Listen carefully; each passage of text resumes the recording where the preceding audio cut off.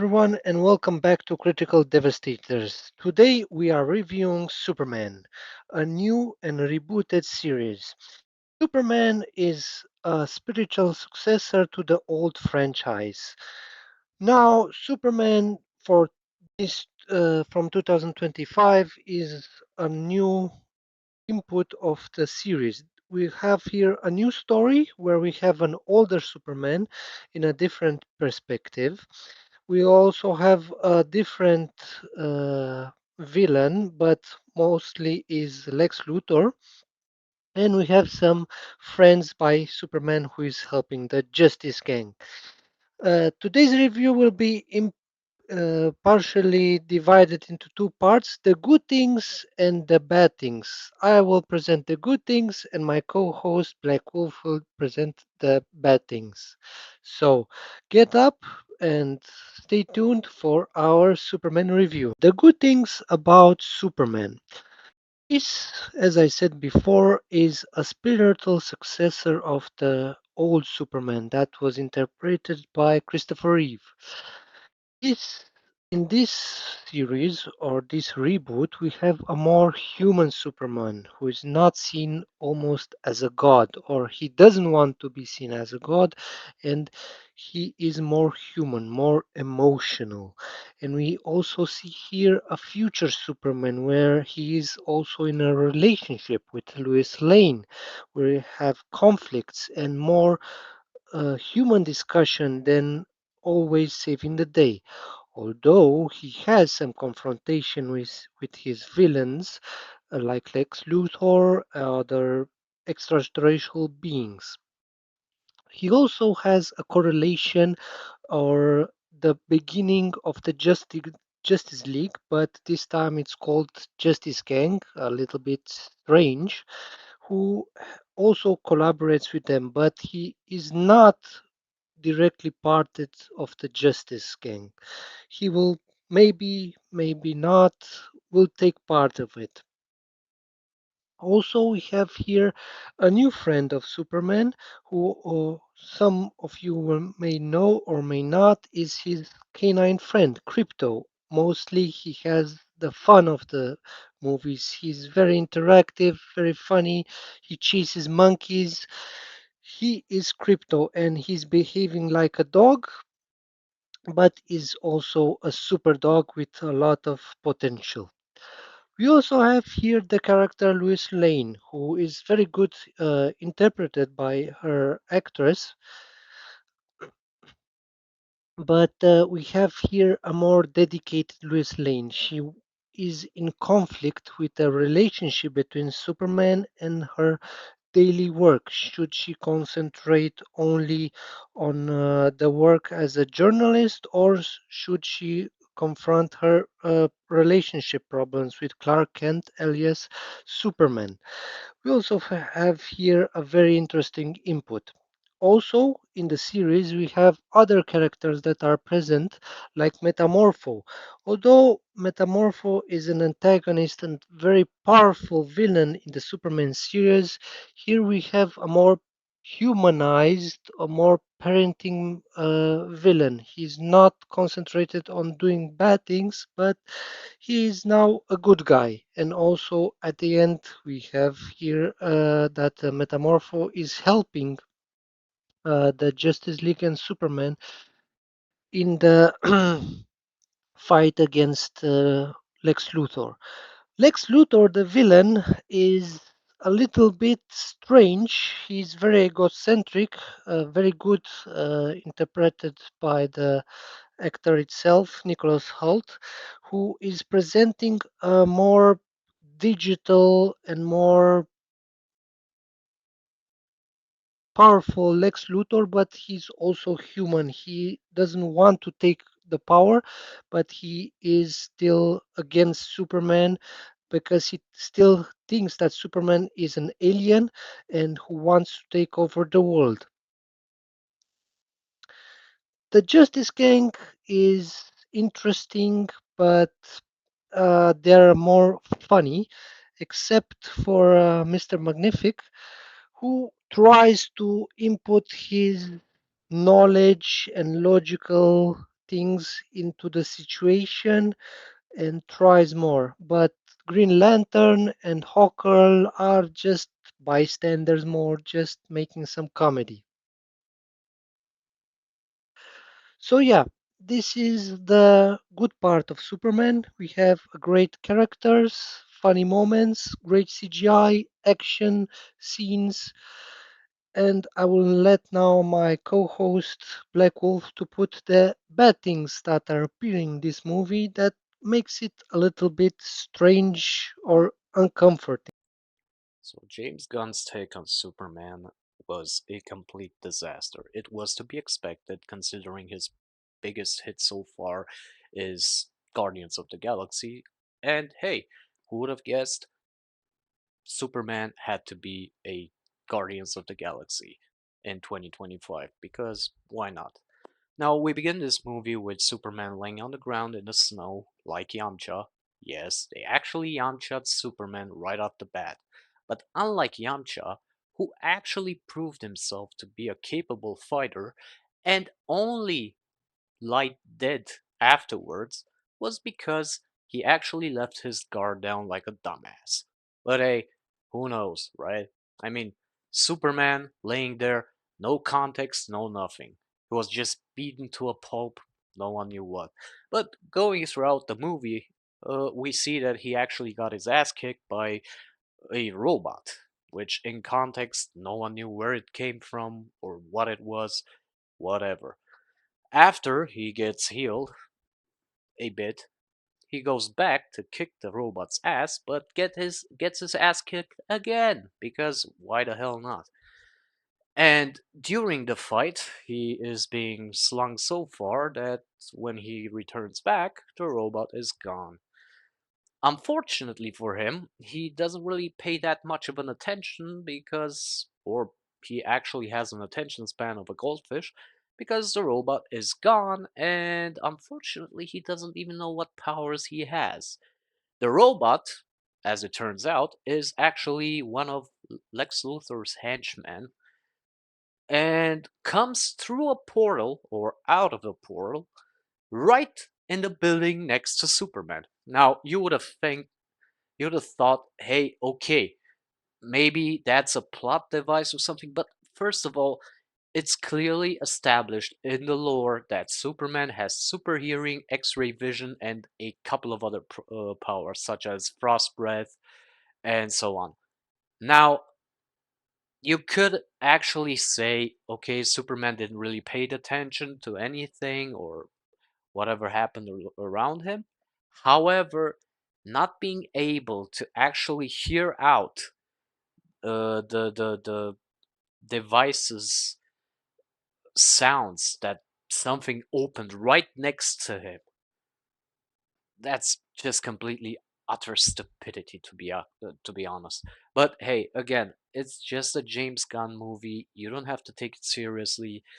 You don't have to actually think anything about it. Now, the thing is, the next parts are a bit more difficult to describe because it's more of a yeah, let's go get into the romantic scene between Clark and Lois. Everything's fine, and so on and so forth, until he actually offers up Lois to take an interview of Superman. Now, before the interview, he actually goes in a little training session back and forth between him and Lois to actually see how he would respond to certain questions. As to be expected of a 2025 movie, he reacts to certain questions more or less like a Gen Zer. Oh, you hurt my feelings. Oh, you poor little thing. Oh, I am so hurt right now. It's just abysmal. I hate it. I mean, take it as you will, but to be fair, Snyder's take on Superman wasn't all that off. Now, I didn't really like the gloom feeling while I watched the movie, but at least it was serious. Superman is supposed to be serious, not Guardians of the Galaxy. And that's the problem that this movie has. It's far too unserious. Now, don't say, okay, hey, come on, let's put in or let's take out all the jokes and so on and so forth.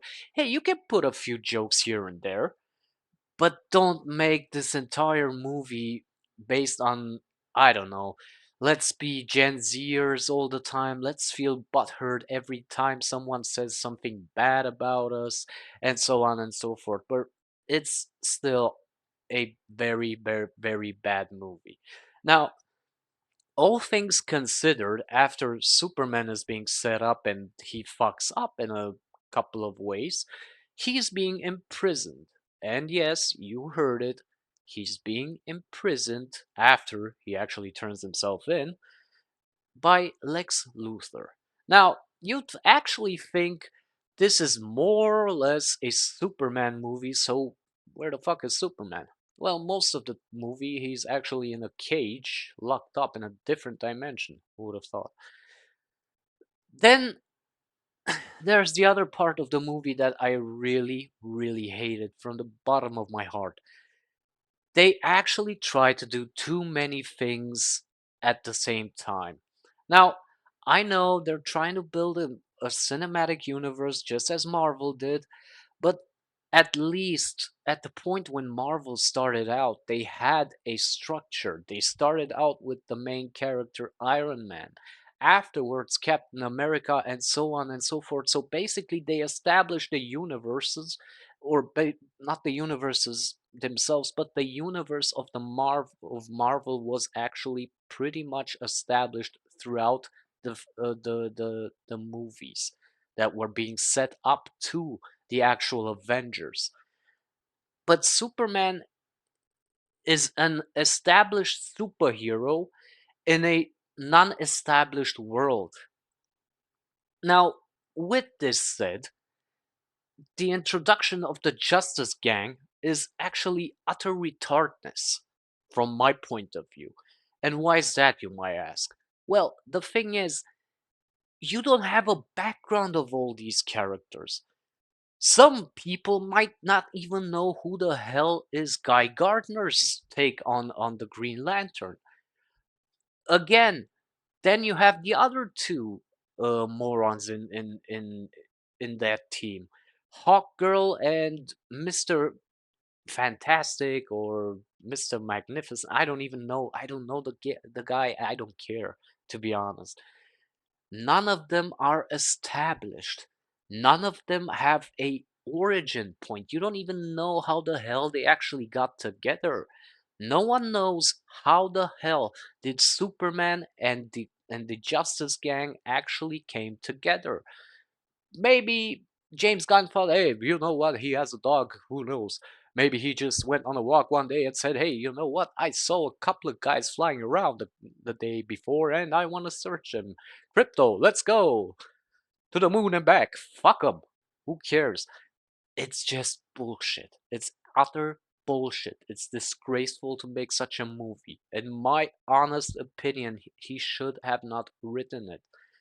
And he had a good Superman. He had Henry Cavill before he actually decided to, I don't know, just fire him and then, I don't know, hire some no names like the guy who plays Superman. And before you even ask, I didn't even bother to look up who the actual people are that play these characters in the movie because I really couldn't care. This movie has taken around 2 hours and 10 minutes of my life, and I had to watch it twice because the first time around I couldn't even be bothered to pay attention to it. I was just scrolling through my phone. It was just background noise. That's what this movie actually is, background noise. Nothing more, nothing less. That's why it had such an abysmal box office, domestically in the US and also worldwide, of 650 million, something, something around there. So, as far as I'm aware, this movie actually costed around 370 million, but I'm not really sure. I checked it up. It looked in that. So, let's say 370 million and another 100 million for marketing reasons. just to be pulled out of the cinemas after what, a month maybe. That's just sad, to be honest, and it was to be expected considering the fact that they actually lost $50 million. I mean,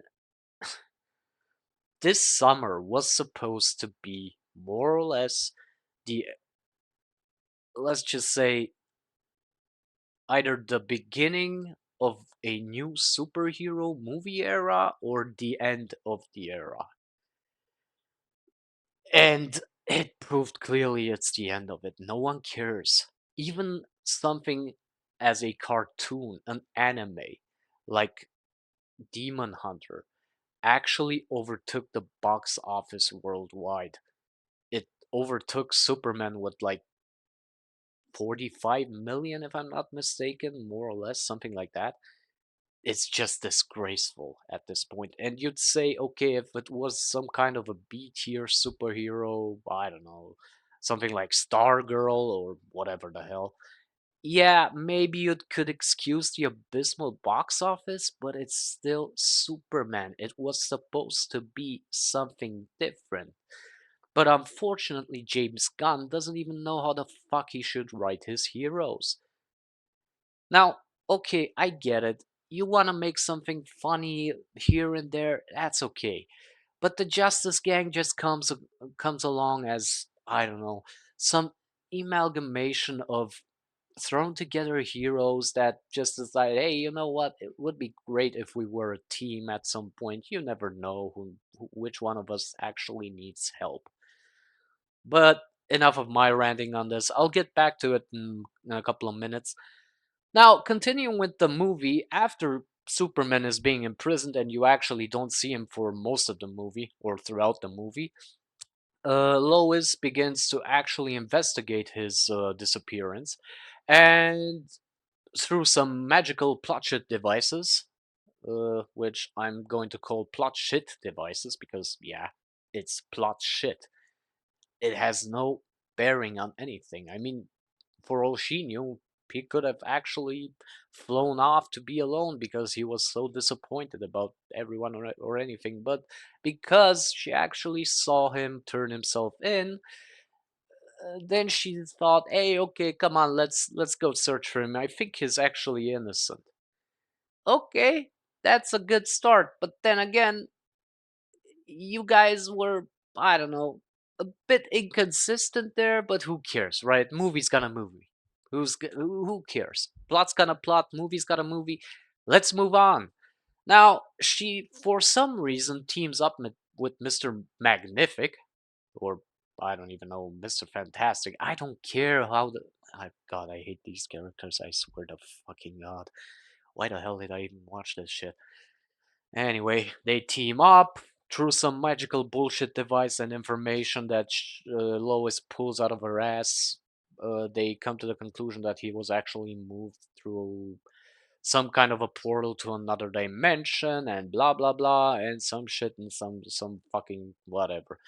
Then there's the war between those two fictional countries, which I'm not even going to go into those, but it's actually pretty clear that they tried to make some kind of a real world reference to Palestine and Israel, which went down just about as good as a real thing. But hey, James Gunn again. Now, all things considered, after Superman comes back, because Metamorpho helps him get back from his kryptonite poisoning or whatever, what the fuck. Yeah, they just fight a bit in that dimension with two or three guards. They win. Superman barely gets out of some kind of a stupid wormhole, black hole, and in the end, through some miracle, they manage to go back to the real world and everything's fine. At some point, Metamorpho actually joins the Justice Gang because he helps out with that conflict in the Middle East of that world, and I don't really care about that plot device. It's just there to be there because they wanted to insert something political. I mean, there's no media today without political influence or some political plot bullshit. No one cares. No one gives a fuck. Move on. Now, the last battle is a bit of a pain in my ass because here's the thing, it doesn't really make sense. Now, I understand because throughout the movie, you come to the realization that the robot is actually Ultraman. I don't even know who that character is in the DC universe, but hey, who cares?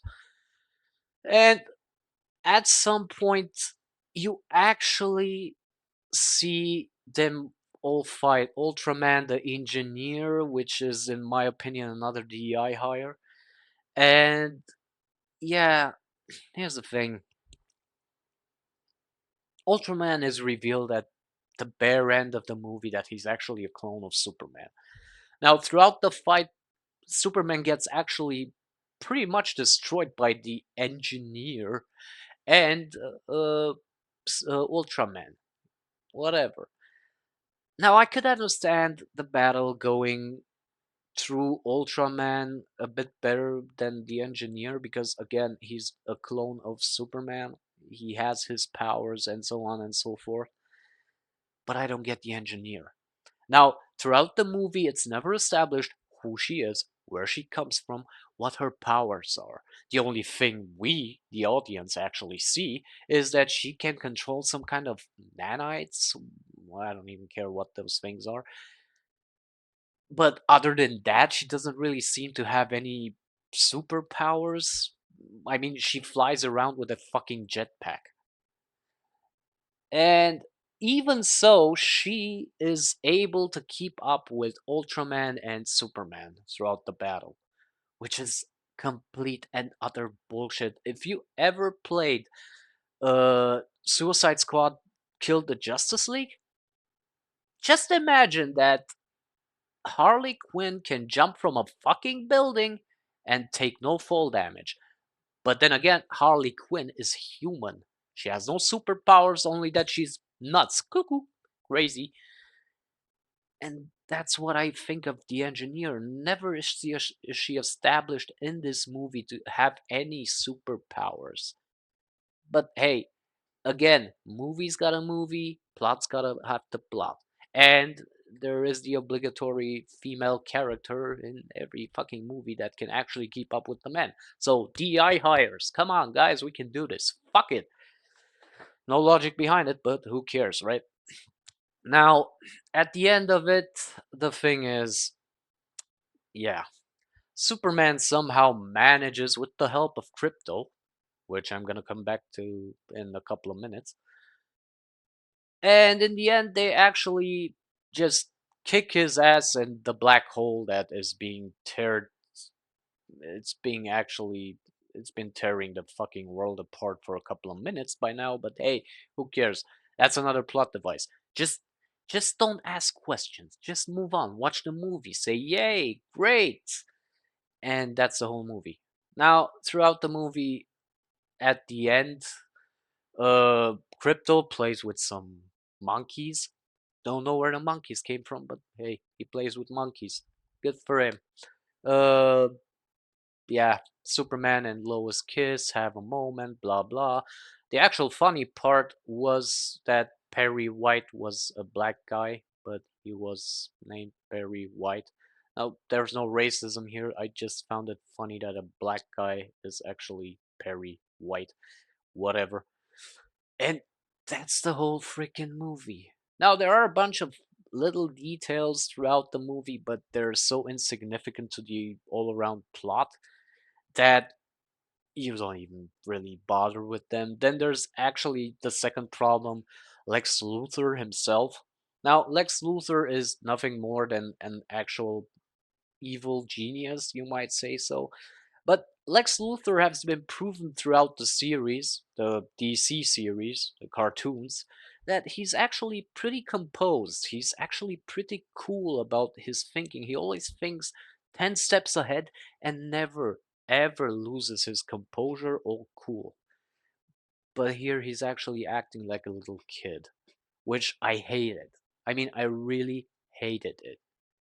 And it's nothing against the actor or anything, but I just don't think he makes a great Lex Luthor. But then again, Gene Hackman, I think, was the actor for Lex Luthor in the original 1979 movie. He did a great job, actually. I really liked his take on Lex Luthor. Then again, that was what, almost 50 years ago, so hey, here we are. Now, there is another situation in regards to the plot devices themselves. Lex Luthor's little henchmen, utterly pointless. What's the point of all his henchmen? There is no point to them. They're not described. Who are they? Where do they come from? They're just some kind of a fucking unit he picked up, mostly maybe at the bar where he drank at some point, but that's it. There's nothing to them. They're actually only there to being kicked in the ass by Superman at the end of the series, or better yet, at the end of the movie. Fuck it. Why the hell do I even have series in my head right now? Whatever. No one cares. Now, here's my analysis. First of all, if you're actually waiting for the next movie in this franchise, I would advise that you actually go and watch, I don't know, Man of Steel, maybe. It's still better than this.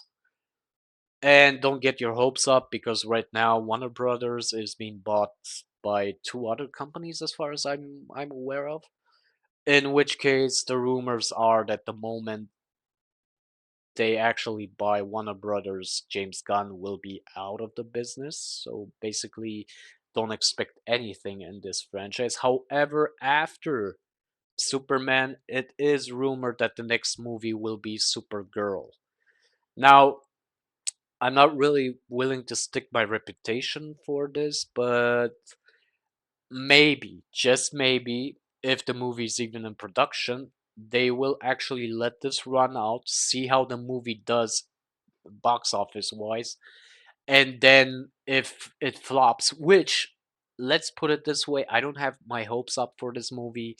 I don't have any expectations from James Gunn or everything James Gunn related. So basically, expect it to be a flop. Better to not have expectations, then you don't get disappointments. Great things. So yeah, we'll see how that goes in 2027, maybe, perhaps. We don't know. We hope. But actually, I'm not holding my breath. Now, the actual problem here, in my opinion, is this. As mentioned, we're gonna circle back to Crypto the Dog, which at or before the release of the movie in the theaters, I was actually pretty much, let's just say, skeptical in regards of Crypto's presence in the movie, because every time someone tried to actually bring in some animal into a movie of some sort, at times it worked, but most of the times it never did. But here, to be fair, the dog was the most entertaining thing about the movie. Too bad he's not that much in the movie. There's too less dog and too much movie. Who would have guessed?